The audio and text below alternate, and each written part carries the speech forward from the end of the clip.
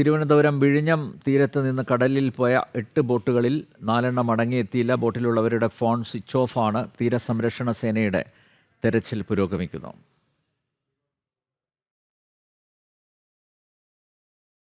വിഴിഞ്ഞം തീരത്ത് നിന്ന് മീൻപിടുത്തത്തിന് പോയ 8 ബോട്ടുകളിൽ 4 മടങ്ങിയെത്തി. മറ്റ് 4 ബോട്ടുകൾ മടങ്ങിയെത്താത്തതാണ് തീരത്ത് വലിയ ആശങ്കയ്ക്കിടയാക്കിയിരിക്കുന്നത്. ഇന്നലെ രാത്രി പോയി ഇന്ന് പുലർച്ചെ എത്തേണ്ടിയിരുന്ന ബോട്ടുകളാണ്. ബോട്ടിൽ 27 പേരോളമാണ് ഉണ്ടായിരുന്നത്. അതിൽ എത്ര പേരാണ് ഇനി തിരിച്ചെത്താനുള്ളതെന്ന കണക്ക് വ്യക്തമല്ല. ബോട്ടിലുള്ളവരുടെ ഫോണുകൾ സ്വിച്ച് ഓഫ് ആണ്. കടലിൽ വെച്ച് അതിശക്തമായ കാറ്റടിച്ചിരുന്നുവെന്ന് തിരിച്ചെത്തിയ വള്ളത്തിലുള്ളവർ പറയുന്നു. ഒരു 10 പോയിട്ടുണ്ട്. ഇല്ല, നമ്മൾ പിന്നെ മേലേന്ന് അറിയാൻ വെക്കും. നിങ്ങളുടെ ക്യാമ്പിലുള്ള എല്ലാവരും വന്നിട്ടുണ്ട്. പറയണ്ട, കാത്താണ് പറഞ്ഞാൽ ഒരു നേരമോളും ഇല്ല. ഞങ്ങൾ റോപ്പിനെ പിടിച്ചേണ്ടി നിൽക്കുകയാണ്. അങ്ങനെ തപ്പി വന്നു കരയ്ക്ക്.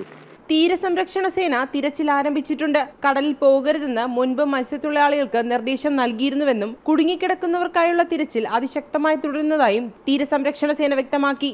തിരച്ചിൽ ബാധിക്കുന്നുണ്ട് മാഡം. പിന്നെ നമ്മൾ 20-ാം തീയതി മുതൽ ഈ ശനിയാഴ്ച വരെ പണിക്ക് പോകണ്ടെന്ന് പറഞ്ഞിട്ട് പലവട്ടം നമ്മൾ നിർദ്ദേശം കൊടുത്തതാണ്.